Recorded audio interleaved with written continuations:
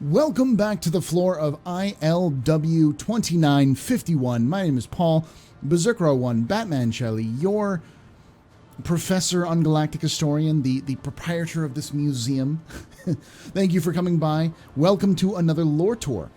Lore tours are when I take you on a history-ish guide of the ships in Star Citizen, specifically for every day that we go to a convention like the ILW or the IAE. Every day they have a new manufacturer. I come down to the floor, I record myself talking a little bit about the history of the company and then each of the individual ships, post it onto you for kind of interested parties. So if you like that kind of stuff, welcome. If you want to know more about this, because this is just kind of a brief overview, right there's a link to the Galactic Historian YouTube playlist. Almost 100 videos. Some are more basic lectures. Some of them are more pre-prepared videos. Some shorter, some longer. But check that out first after you've watched this video. And of course, if you really enjoyed this and you want to see me do this kind of stuff live, or you're interested in gameplay or anything else that we do, or just talking about Star Citizen, right there, twitch.tv/theastropub. We are live Thursday, Friday, Saturday, and Sunday for your convenience, usually later in the evenings for U.S. time. So, thank you for joining us so far. Let's get started talking about Anvil Aerospace, shall we? All right. So, let's start over here to the very left, which is, I think, the most recent addition to Anvil's storied library of ships. Burp.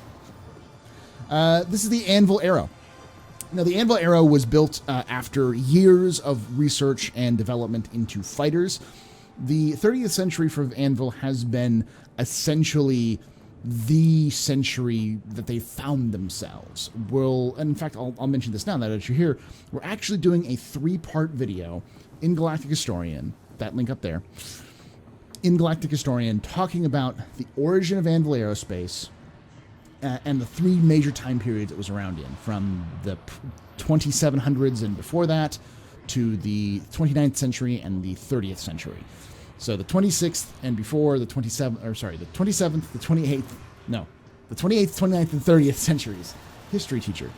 Can't even do centuries. That's how hard they are. The 28th, 29th, and 30th centuries, they're kind of breaking up into those different things. And there's some interesting stories about that. But this is the latest edition. This is actually designed to replace the Gladius. That's its main replacement. It's coming in to replace the Gladius, which was the aged-old veteran of by Aegis Dynamics. This is the new one. It comes with one shield, but it also has a bunch of new weapons. It's very maneuverable. It keeps a lot of the Anvil style. The Anvil style tends to be swept wings and a big circular center. That's their design style.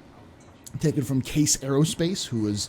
I think his name was Arnold Case, who founded the company after leaving RSI because of creative differences. Essentially, he kept being told he was micromanaged, and no one trusted him, and he wasn't allowed to work with all of his engineers individually who were working on a project. He had to go through bureaucratic management and became a pain. So while he did make some really amazing ships under RSI, he left to go make his own ships, which would eventually lead to the Hurricane, but we'll talk about that when we get there.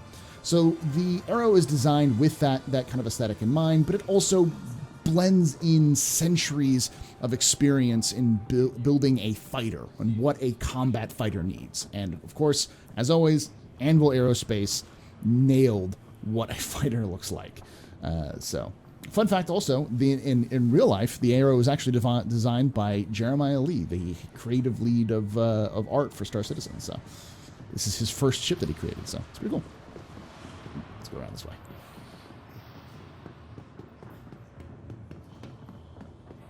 Next, we're going to talk about the Gladiator. Now, if you watched my previous lore tours and talked about the Gladiator, I actually got some stuff wrong because the Gladiator itself didn't have a lot of lore.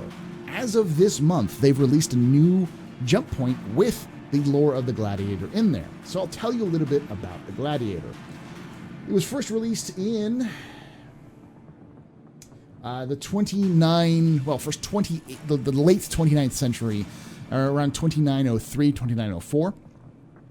It was built for a very specific reason. A company approached the UEE Navy and said they had a breakthrough device technology for torpedoes. It is a stealth skipper torpedo that would bypass shields and would be nearly impossible to see on any kind of sensors. The UEE Navy was looking for anything that could give them the advantage against the Vandal, so they wholeheartedly bought this project and started to develop it. Now, the problem was that for this device to work, it needed a laze target or some sort of designator for a ship to stay on target and designate the target all the way while the torpedo flew in. And there was really no ships that were designed to do that. The Retaliator was far too large and was going to attract a lot of attention if it fired something and had to stay put or stay in the area and designate a target for a long period of time. So, instead, and of course, there's no other ships that were designed to do that. So instead, they turned to Anvil Aerospace, who they'd had a close working relationship for 200 years, and asked them to develop a new ship for this torpedo. That became the Anvil T3A Gladiator. 3A. It's important. Once the prototype had been built and tested for the Gladiator, by that time they realized that the stealth skipper missile was a fraud. It was a giant con done by this new company to get as much money out of the UAE as possible. But by that time, they had already ordered multiple T3A Gladiators. Not wanting to look like fools, especially in the 29th century, the UAE often turned its top secret, we screwed up projects to Anvil to have them cover for them. They decided to revamp the Gladiator to replace its aging Aegis Typhoon light bombers, which were similar to the Gladiator in that they were carrier bombers, which was the stock of the 214, Squadron 214. Up there, I'll put that up there. Watch Squadron 214 because the Gladiator became the ship for Squadron 214, the Black Crows, which I did an entire video on Galactic Historian on, talking about the Black Crows and their uses of the Gladiator bombers, specifically in the, what are they called? What was it called? The Virgil Raid. So, but it became very popular as a multi-use ship. It could be used, the internal bomb bay here was swapped out from the bespoke one that was designed to be used for the new skipper torpedo to use more standard ordnance. But as a result, this interior bay could be completely customized. In fact, there is references in lore for that interior bay being used as a search and rescue bay, where you could put wounded people in there and they could get medical attention from automated systems on board. And because it was using two seaters, I think likely because the second seat was supposed to be the laser guidance, they swapped out the laser guidance for a turret gunner, which is more in line with a lot of the classic Case Aerospace designs. You see the wings, the swept wings, and then you see the circular center kind of back here, kind of the cross circle. It's kind of hard to see because it's on the top, but that sort of thing. You also see it specifically in the Hornet. It's very pronounced in the Hornet. So since then, the Gladiator has become one of the favorite ships to be used by bombers against the Vandal because it was designed to host stealth weapons or stealth equipment very easily, to make it very hard to see because it was supposed to loiter in an area and designate a specific target and not be spotted. So yeah, that's the Gladiator. And of course, the new version was called the T8A and eventually was released to the civilian market. All right, let's continue on. This is the Carrack, but we're going to skip the Carrack for now and do the Carrack sort of last.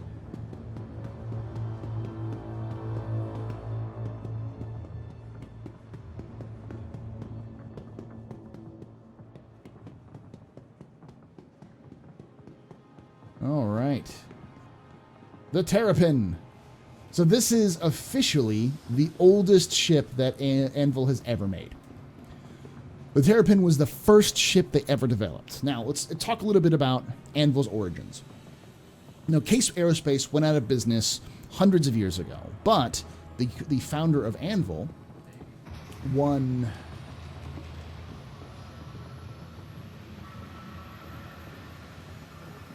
Oh, sorry. Leonard Case, not Arnold Case. Okay. One, J. Harris Arnold, was a huge fan of Case's designs when he was in college. and was super inspired by them. So when he left college, he went to form Anvil Aerospace based off of Case's design, founding other people and a lot of his design philosophy as well as his philosophy about building ships. The problem was that at the time, which was around 2772, we're at the end of the Mezzer era, and the Mezzers really aren't interested in anyone but Aegis to build their ships. So what Arnold did was he built a skunkworks on Nova Kiev on Terra. This skunkworks was designed to test new ideas, and there are several other ideas that were out there. I'm looking at the names of them. For instance, the Devastator and the... What was the other one? They don't have the listing here. The Osprey. There was the Devastator and the Osprey. Yeah, the Devastator and the Osprey, which are two ships which we don't exist in game, and we've never heard of since then. Now, the Osprey could actually be the Valkyrie, considering what an Osprey is in modern military terms. But so he developed some of these ships, but it wasn't really picked up by the military. But after the Aegis, the Freudian slip there, after the Mezzers fell, the new UEE was looking to replace Aegis. They couldn't get rid of Aegis because they were basically tied into all of the military equipment that had been built, purchased, or that had been made for like 200 years. So they needed a new company to slowly replace them. And Anvil stepped forward with their first bid on this heavily armed scout transport, which eventually became the Terrapin. And they liked them so much that the military continued to use them. In fact, the Terrapin is so popular, not necessarily because of its use in warfare, but the pilots who flew it loved it. And they actually bought surplus Terrapins when they left the service. It's very rude of you, man. Surplus Terrapins when they left the service to use for their own purposes, from exploration to transport to search and rescue. Now, the Terrapin was designed to essentially turtle, that's why it's called the Terrapin, to turtle up, fly into an area, turn most of its systems off except for its sensors, which, if you see in here, it's hard to see unless you see the whole ship. Oh, the entrance is over here.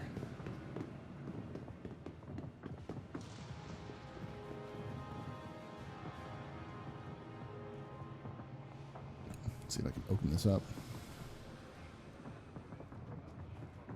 Not letting me open up. Oh, there it is. Okay. You see, right here in the center, you've got a seat. This seat is designed for the radar operating, kind of seat up there, the little dome up there, to operate sensors and other things. That allowed it to go into an area, turn everything off but necessary requirements, scan an area and monitor an area for a long enough time to pick up any information, then bring it back to the fleet to allow for the fleet not to jump into an ambush, or a squadron not to jump into an ambush. So these were designed as scout vessels and reconnaissance vessels.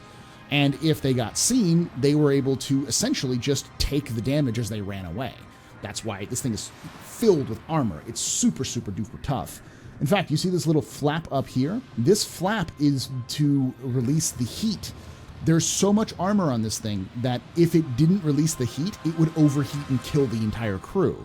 That's how insulated this thing is. It's designed to absolutely keep everything on the inside.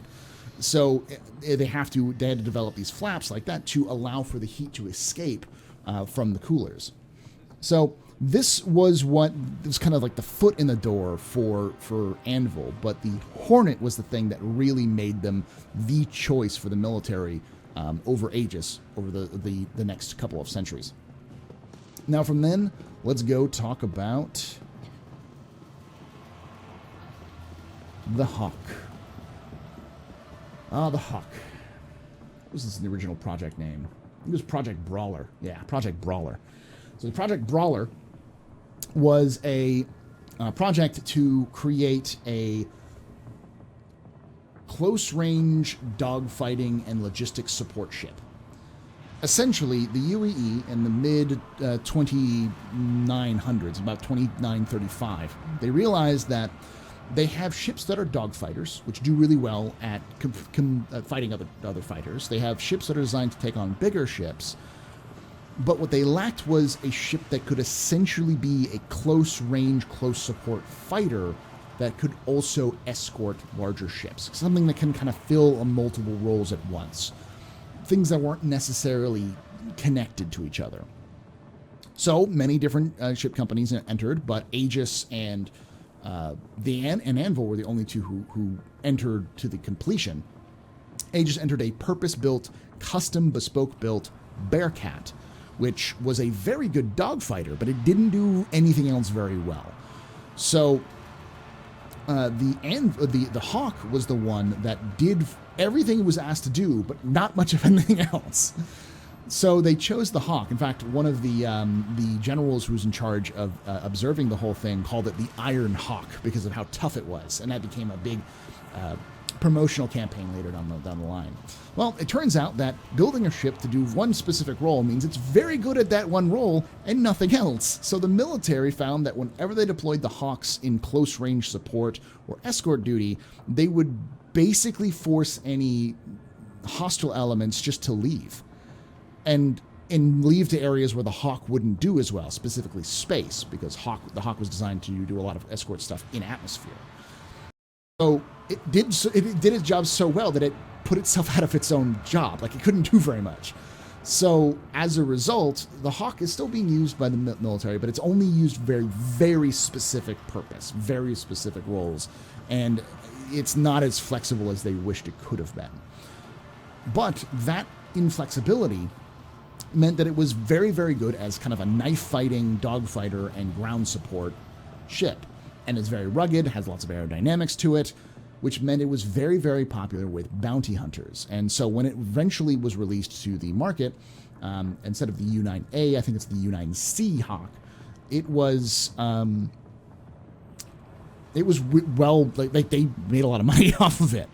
To the point where they actually began to develop two different variants of the Hawk, the Dire Hawk and the Shadow Hawk. The Dire Hawk adds two additional scattergun mounts and supporting batteries for it, and the Shadow Hawk is a stealth variant designed as to be able to sneak up on people.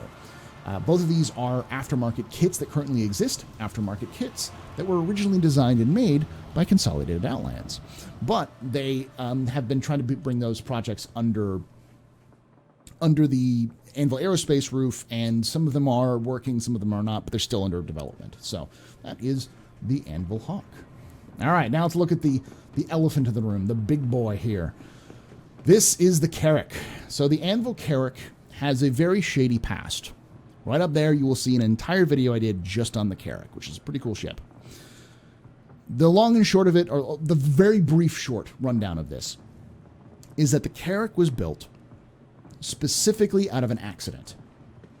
A capital ship, I think probably a Javelin, I think it was a cruiser. I don't remember exactly. A cruiser was sent out to explore an anomaly in a system, and all hands were lost because the ship wasn't designed to handle the anomaly and it got messed up. The UEE Navy did not want to admit that they were using something that they weren't supposed to, so they kind of just covered up the entire accident and instead decided to pour a bunch of Black Ops money into development of a exploration ship. They granted a no-bid contract to Anvil because of their experience with the Terrapin. This is let me look at the actual dates for this one, because this one's important.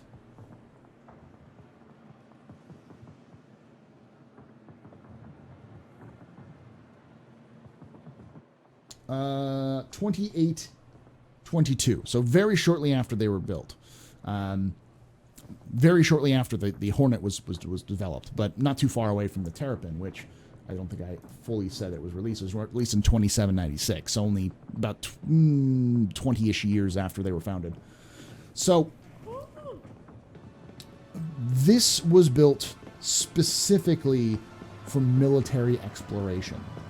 Now, a lot of people I've seen people ask, what do you need military exploration ships for? It's like, well, the reality is that the universe of Star Citizen is still fairly unknown even to humans. Even places like Sol have large gaps in the sensors, and they constantly have to update them.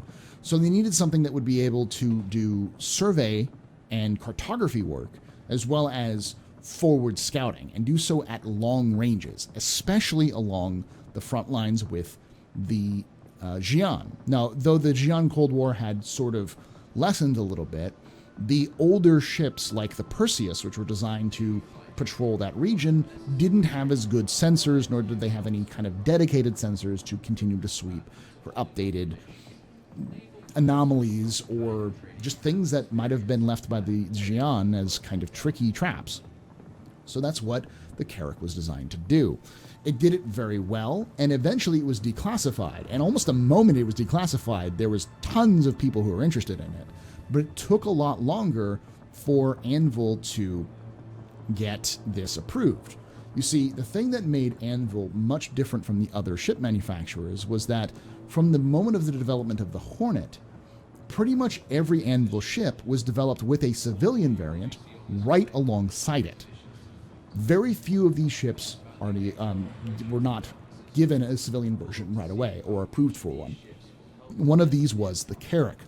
The reason why it was not declassified was because, or allowed to be given a civilian version, was because they were afraid that if they gave this a civilian version, that people would start asking questions as to why this ship exists in the first place. So they demanded, it's just like, no, you can't do this.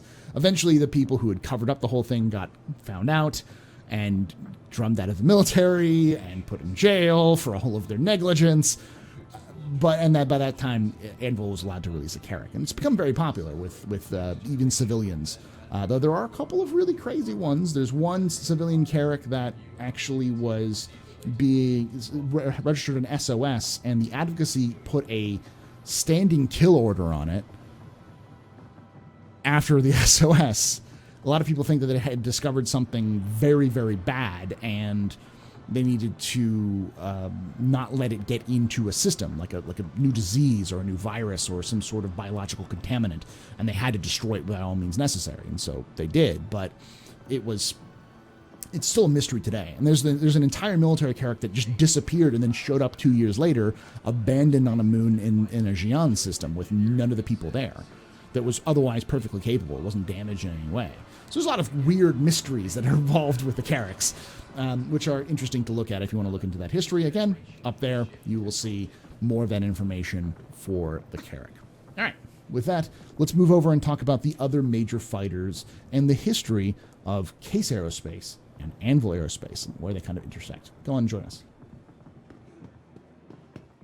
All right, welcome to the fighter wing for Anvil Aerospace floor. We're going to do a little bit of jumping around because you kind of have to make it a little bit make more sense. Let's start over here with the main origin of all of Anvil's ships, the Case Aerospace Hurricane. Now, this is not the exact same thing as the Case Aerospace Hurricane, but it is the modern recreation of the Hurricane. So, let's go back to my notes here. So, Leonard Case was as I said, a engineer for RSI. He did not like RSI and went off to form his own company called Case Aerospace. And there he built what was it called? The Pleasure Sloop or something. Cosmos Sloop. He built the Cosmos Sloop, which was a private yacht. The thing was that he made private yachts for RSI and then moved on to making the Cosmos Sloop, which was fairly popular. It was very popular, except for the fact that it was built right around the start of the Second Tavaran War. So nobody had the money or the means to purchase a Cosmos sloop, nor the desire to. So the Cosmos sloops almost bankrupted the company. So Case was looking for ways to save his company, which he'd just built, when a call came out from the UAE Navy for a new ship to battle the new Tavaran, the resurgent Tavaran forces. You see, the Tavaran had built new tech. This new tech was very, very tough, especially with its new shields. And they were looking for a way to bypass those shields. They needed a ship that was able to bypass those shields effectively. So, poring over the data from the front lines and from interviews he could get from various fighters who had been, or various pilots who had fought against the Tavaran, he began to work up a portfolio of what a Tavaran fighter would do. Now, at the time, most Tavaran fighters were two-seaters. The Talon and the Shrike were still very effective in their uses, but they were raiders. They weren't frontline fighters. And they were used more as raiders. The medium to heavy fighters of the Tavaran had 2 seats. This is unusual because most fighters back then did not have 2 seats. Even human fighters used just 1 seat usually. So what the second seat in the fighter did was manually point the shields. I don't mean that they managed the shields. No, I mean like there was no shield all-encompassing. It was one strong field that they would manually point towards the incoming fire. This meant that they could react quickly, faster than they could if they were just kind of messing around and trying to rewrap power, just by pivoting around and moving the shield. It was like an actual shield that they were moving around to defend against incoming attacks. And even capital ships use these manual shields as well, with various facing shields so they can block one another, or they could link up with other capital ships and use those shields in congruity, like a phalanx, which is why it's called the phalanx shield. So what Case realized was that he needed to fight fire with fire. So instead of building some sort of weapons to overpower the shields, he knew it couldn't do that. It was just way too much power to try to do that. It wouldn't be efficient enough. He built a light boom and zoom fighter that had 2 seats. 1 gunner, 1 pilot. And the idea was to use these in sort of delayed strikes. One fighter would come in, attack the Tavaran, then loop around for another attack. And while he's looping around for the attack, another fighter would take the same route. So that way you would have, and then they'd loop around again, you'd have 3 or 4 fighters going after one fighter in these constant, like, buzzing attacks against the Tavaran. Eventually, the shield operator wouldn't be able to block all of the shields coming in. They'd take hits. The second they take hits, they're very, very vulnerable to more fire. And this would work the same way with capital ships. So the Hurricane, specifically designed with a massive turret, you can see at the top there, which has large, I think these are 4 size 3 guns on them. And the front turret here has 4 size 4 fixed or 4 size 3 gimbaled. I might be wrong with that, but it's a lot of firepower. The idea is that the turret would be used with ballistic weapons rather than energy weapons, and sometimes the front would be used as ballistic weapons. But most of the emphasis was to give the gunner as much fire as possible. Now, this wasn't used to, most Navy pilots weren't used to this, so it took a while for them to train for it. As a result, it wasn't really available until the end of the Tavaran War, but it did play a big part in the Battle of Centauri, and possibly even used by Squadron 42 during the Battle of Centauri to defeat the Tavaran, to basically win the Second Tavaran War. All right, but unfortunately, after the Second Tavaran War was over with, the Mezzers were very impressed with Case and were looking to have him build a replacement for the Perseus, which was even then getting old and they needed something more up to date. So he began to design it, but then in an accident, in a mid-air collision, he died. And as a result, even though Case, the other engineers at Case desperately tried to get them to go along, say, no, we can get this done, the UEE basically removed their ability to do it from that, and they had to move on. As a result, Case would eventually collapse, and Case would be purchased. A lot of its designs have been purchased by other companies. Then we've got, where are you? J. Harris Arnold, who would then fall in love with it, as I talked before. and then eventually will create the Terrapin based off of this same design. If you notice that there's the swept wings back there and the circular center, notice how that you had the circular center for the Terrapin and the swept wing design a little bit of the stubby wings. Well, look at the Hornet, and then let's look at the Hurricane. Let's look at the Hornet, and you can see that design a lot more pronounced. The second ship that Anvil ever created was the Hornet. Right here. The F8A Hornet. This is the Mark II variant. The Mark I variant looks more like that. But the F8A Hornet was developed as a replacement for the Avenger. We talked about the Avenger in a previous video.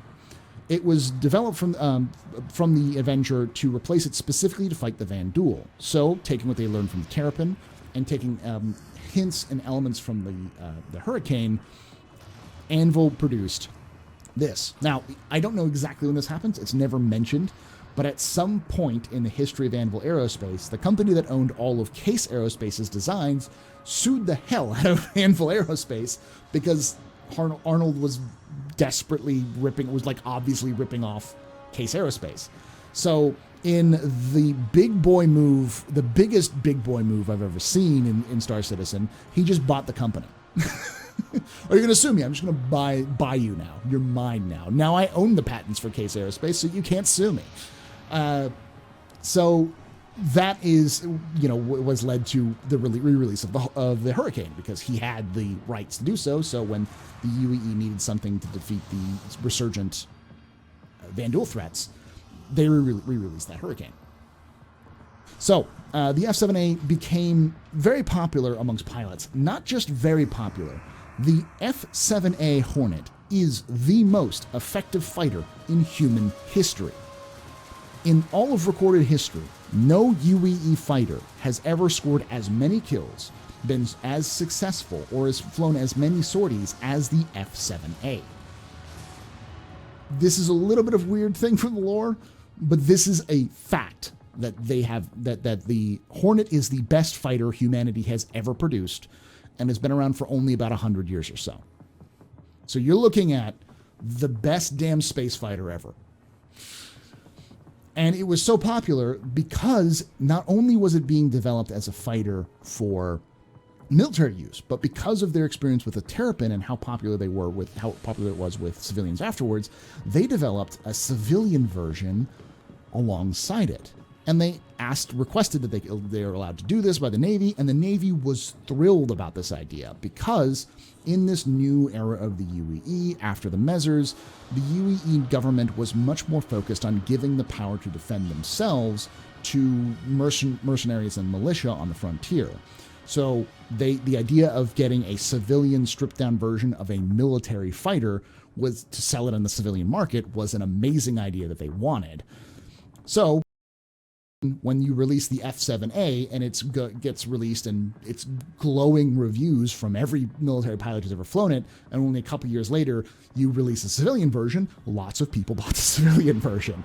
This is what made their name. The Anvil Hornet is the primary ship of Anvil Aerospace. It is the face of Anvil Aerospace and will continue to be for years on end.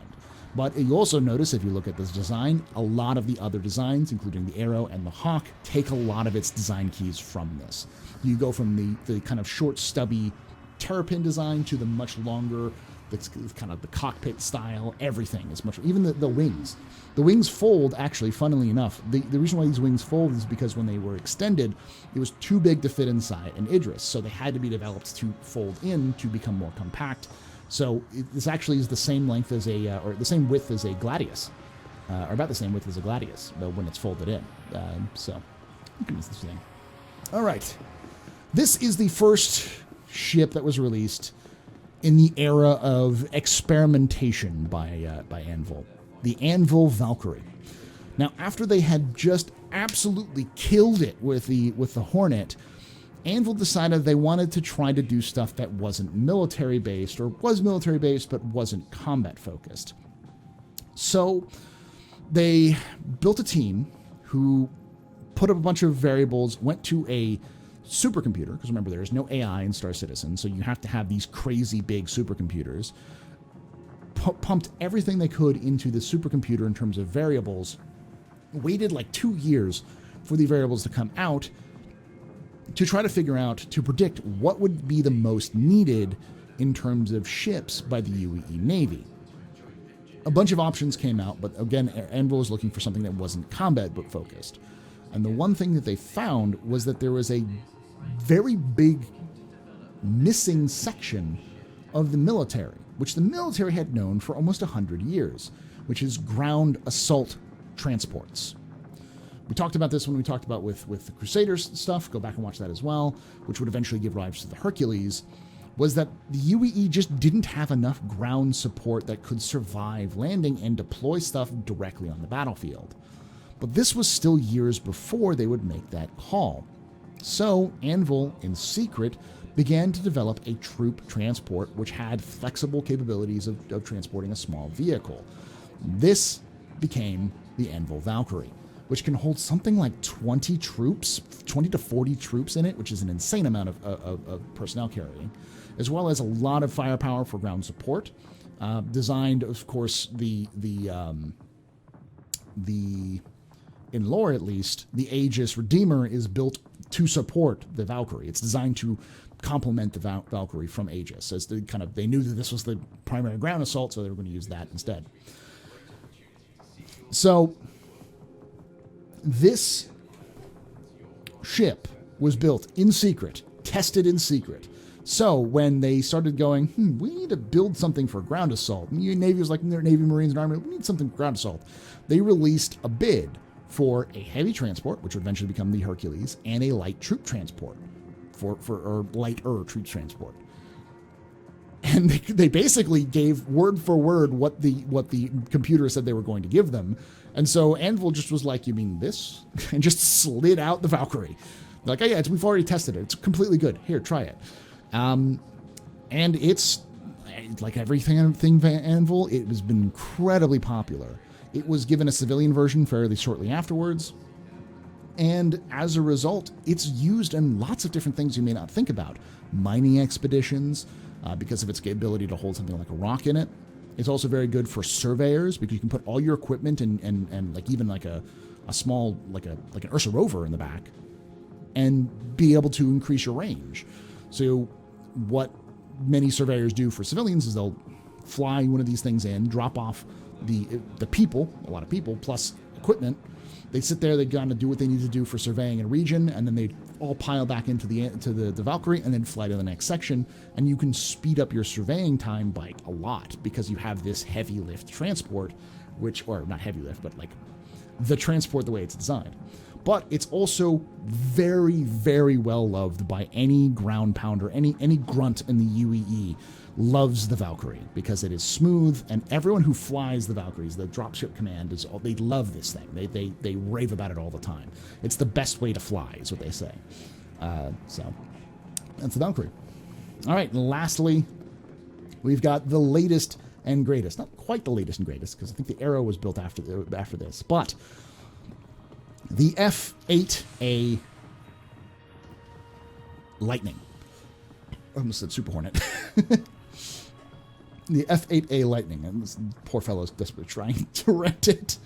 The F8A Lightning is the top premier fighter. It is the latest cutting-edge technology for the military in the UEE. It was built to replace the F7A. Now, what's been happening is the Anvil or the Vanduul ships have becoming heavier and heavier to combat the UEE. And so the UEE has had to up its game with heavier and heavier fighters over the course of many, many years. So where you have the Gladius as a response to the Talon for the Tavaran, the Lightning is in response to the Glaive and the Stinger, the heavy fighters of the Vanduul. This one against the Saber and the Scorpius in 2935, and has ever since become the premier fighter that's been replacing pretty much all other fighters, including the Gladius, in the UEE. It seems like they're trying to go with pretty much all their mainline fighters and carrier-based fighters are going to be F8s at some point. So it's fairly well loved, and it's specifically loved by the 999th Squadron, who use them as demo ships for flying around. So if you see those videos of the red ships flying around, the red Lightnings, those are the 999th. So, all right, let's go watch the. Let's go look at the holographic ones next. Join us. Alrighty, here we go. Meet the Ballista. Almost forgot the name. The Anvil Ballista. Now, this is the one and only ground vehicle made by Anvil. It was made during that time period in the transition away from Aegis towards Anvil, and it was designed essentially to fill in a hole that was still needed to be filled after the end of the Meso era. Some sort of anti-air technology that was portable. Thus, the Ballista was built. It's actually more famous because it was used quite extensively by the Marines, and there is one case where this Vandal raid happened, and this one Marine managed to fend off the entirety of the this Vandal raid single-handedly, and he got promoted and was hailed. But later it was discovered that the Marine actually was drinking on duty with his friends, the other Marines who were designed to protect that planet, and he was actually just on beer duty. He was the youngest, so he was assigned to go get more beer for them. And during this time when he was going to get more beer for them, the Vandal attacked, and he ran like a scared child to a nearby mine to try to hide out the attack. When he was doing that, he ran across a wounded miner who demanded that the Marine give him access to his Ballista. So he gave him access to the Ballista, and it was the miner, who eventually died, who fought off the oncoming swarm of the Vandal. When everything smoke cleared, he climbed out of the mine and found that he was being given props for having fought off this entire Vandal wave. So it's an interesting story, but it just shows you that the at least in lore, the Ballista is a very, very effective tool for anti-aircraft. Not quite yet, but it's pretty well known in the lore.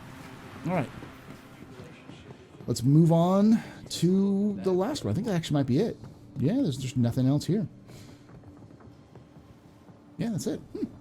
I thought that there was a little bit more here, but there's not. That's it for Anvil Aerospace Day here in 2951 Invictus Launch Week. Thank you for joining us. As a reminder, there is going to be a 3-part series. The first part will be shortly updated, probably towards the end of the Invictus Launch Week, so I can get that out for you. But in the meantime, to catch that and anything else that comes out with us, make sure you hit that subscribe button down below. It means a lot to me. We're heading towards that 10K subscriber mark, which is, the kind of tip over where I'm gone from being just a little guy to being an actual YouTuber. So join me in this horrible quest to make my ape brain go good and get those numbers up. Like this video if you liked it. Comment down below. Let me know. Do you like Anvil Aerospace? What's your favorite Anvil Aerospace ships? What would you like to see in the future from Anvil Aerospace? There's a theory that we might see some Anvil Aerospace, a specific Anvil Aerospace capital ship coming out soon. You listen to the audio here, you might be able to hear it. And as always, remember, ex Historia ad Astra.